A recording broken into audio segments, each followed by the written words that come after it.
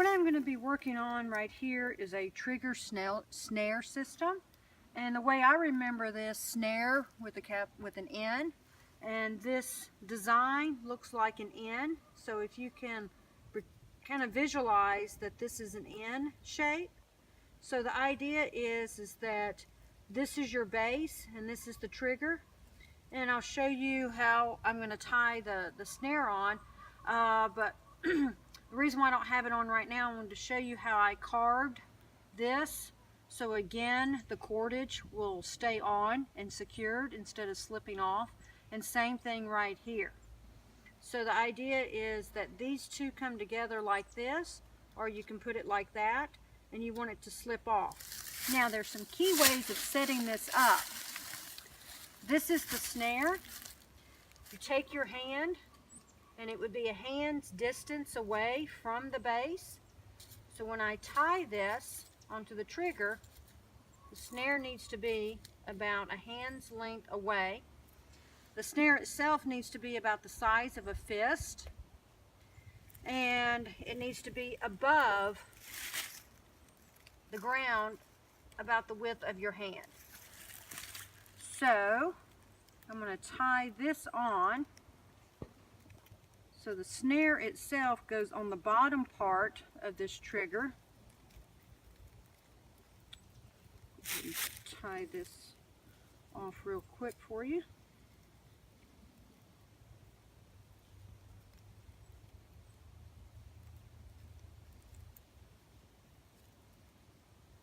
You want to make sure it's really secure, because when this animal gets into this snare, he's going to be fighting for his life.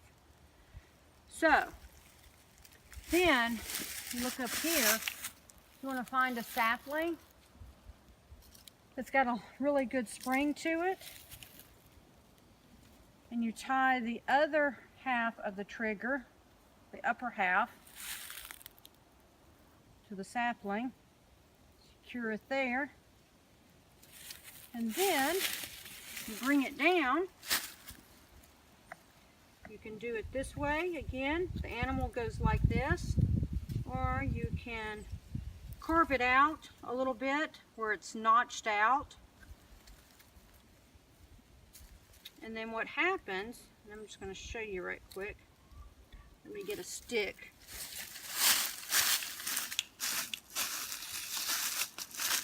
So let's pretend that this is the animal right here, just for demonstration purposes. So the animal comes through here, and then it goes straight up like that. I'm going to shorten my cordage, so that way the animal is going to be higher. But that is the concept of how that works. And again, what I like about these is that I can set up a number of these, and it's passive, and I don't have to be here all the time. And as I talked about on the fish traps, it's a numbers game. So the more I set up, the greater chance I'm going to find something. Again, I'll pretty this up. I'll put a couple little twigs to hold this up the right height, and I'll show you again. Again, if you want to do it right here, just notch that out. So if you notch that out, here comes the animal. Well, it's holding right now. So this is the rabbit or the squirrel that comes through, and then it goes up like that. What's really cool about this is when I illustrated it over there by the pond, the same concept. So instead of it being a snare, this would be a fishing line. So this fishing line would be out in the water with a hook and some bait. So again, let's pretend that there's a fish out there. The fish grabs the bait, and then the hook is tied onto this. It pulls the fish out of the water, and voila, you've got a fish. Pretty cool concept, and it's not hard to build, and it doesn't take a lot of energy either. What we have here is a yucca leaf. What I'm going to demonstrate is how to get fibers out of this yucca leaf, or eventually you can make cordage, and that will turn into fishing line. So the first thing you do is that you beat it so you can get the fibers.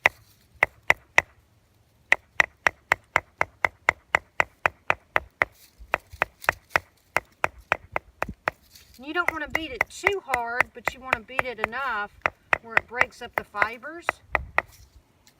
And the fibers are going to be about the size of a hair, strand of hair.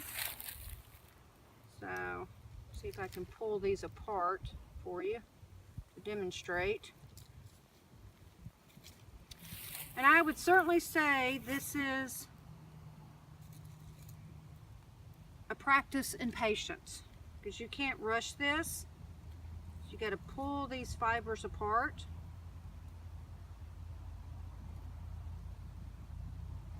And again, you want them to be like strands of hair. And this is even too thick, but it will work.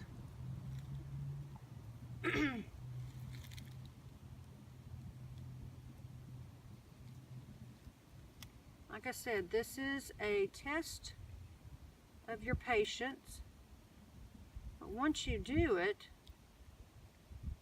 it's pretty cool how it turns out.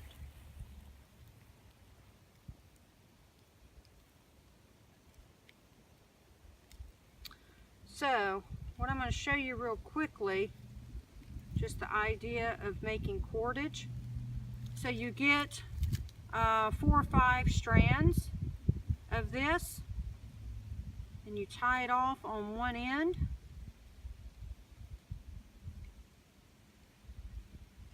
The idea is that you twist this, the top one, away from you, and then you take the bottom and you bring it towards you.